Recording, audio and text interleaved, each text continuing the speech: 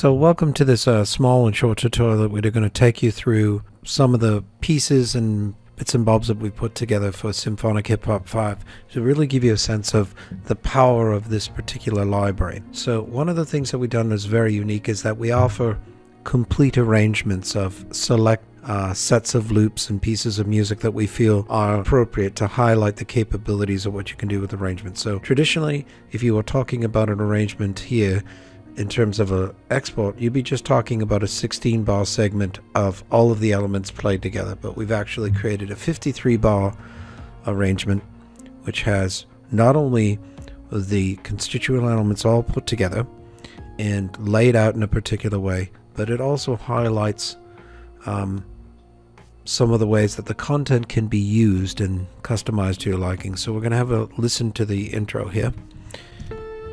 So I'm going to let that play out a bit. Now, let's have a look at some of the elements that are playing from the very beginning in terms of contrast. So we have a pluck or a pizzicato guitar along with a doubled sound and a very simple underpinning string sound itself. And we're going to have a look at how those strings are actually being brought into the track in itself. So let's quickly open those up. So you can see here that the sustain elements actually have the particular endings of the tracks. There's no actual sustain pedal information put in, but the actual sustains, the notes are extended in critical ways where there's overlap here between this C and this B. There's some overlap over here between this B2, and there's a little bit overlap between this A2 and G2, where those sustains where it's necessary for it to accent particular aspects of it. And because it is a legato string part, that extension allows the parts to play through. And you'll also notice here along the top here where the melody is itself, which is in this lighter color here, you'll notice that it is playing on the 8ths and 16ths as well, but you'll notice that every once in a while there's a little bit of a change to the rhythm, a little bit of a change to the length, because of course we want to mimic the natural playing and situation that happens when you have the instruments playing together. So let's go to the pizzicato section. You hear that pizzicato come in. Now you'll hear the cellos come in. And so now we have 5 or 6 elements and we've got to get them to play together. So how are they going to play together? So let's pause for a moment and have a look. And let's see what they do. And you'll notice when you're looking at all of the particular sections of music together, you notice they're not all crammed. They're not playing all the same parts, and they're not playing all the same parts at the same time and in the same scenario. You'll notice here that there's this significant emphasis on the layering of the sounds, and that they're going to play in key structures. And when the cello comes in, if we look at the cello part, and we look at the pluck string part, and we leave the pizzicato out for the moment.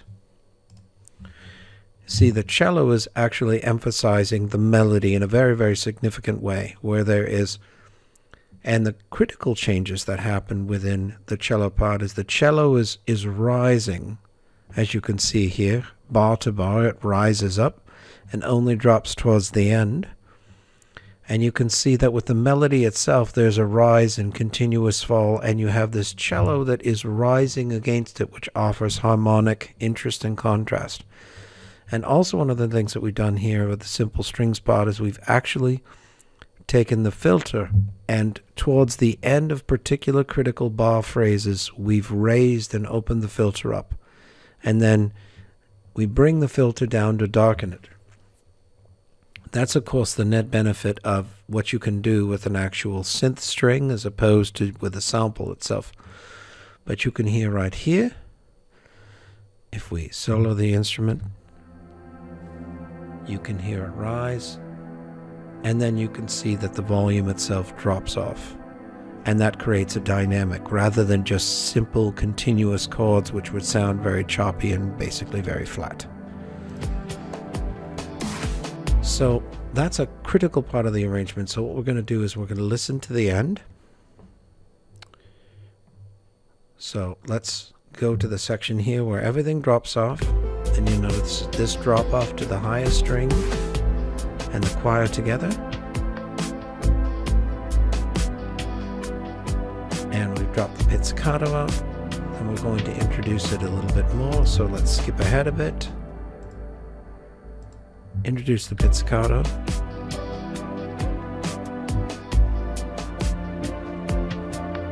Now, when we drop everything out, now we just have the string, and we're going to finish with an echoing double sound, which hits once, here it comes, and then with that long sustain, and one more time. And we let that echo out. So one other thing that we're going to look at very quickly is the fact that all the way through any of the construction kits that you buy, you'll notice these things called completes. They're not buses, they're actually groups of instruments that have a likable sound character to them.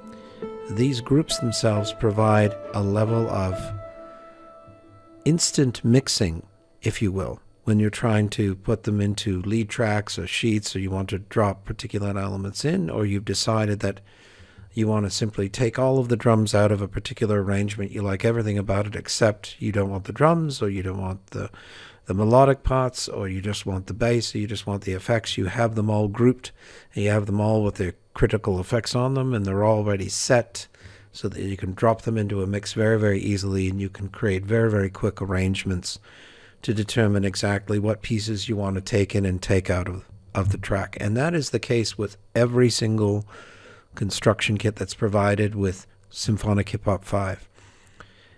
The complete is actually an example of the mix output. In this case, it's a complete arrangement, so you get a complete arrangement output of it.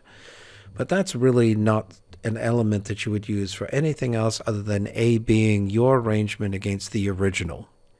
Because, of course, that has all of the constituent elements together, and if people simply use the complete, that's the entire track fully put together with nothing much to it. And the last piece we'll show you here is one of the things that you should definitely do whenever you're pulling them into your DAW. In this case, I'm using Cubase, but you can be using anything, and that's to use color coding and grouping. So not just the grouping of the particular buses themselves, but actually use color coding to create your groups, because it's going to allow you to create very, very sophisticated arrangements really quickly, because you're going to know which pieces to take in and take out. In this case, we have all the bass percussive elements are in this lighter orange color. We have this dark green, which is used for bass. We have this purple, which is used for all the purple material, and we of course have the hits or effect sounds in blue. So I hope this has given you a very, very good overview into exactly how to use all of the elements, what to look out for, how to look at sample arrangements, and how to create some very, very interesting arrangements of your own with making a few small critical changes that can really make you stand out and give you that instant thumbprint recording you're looking for.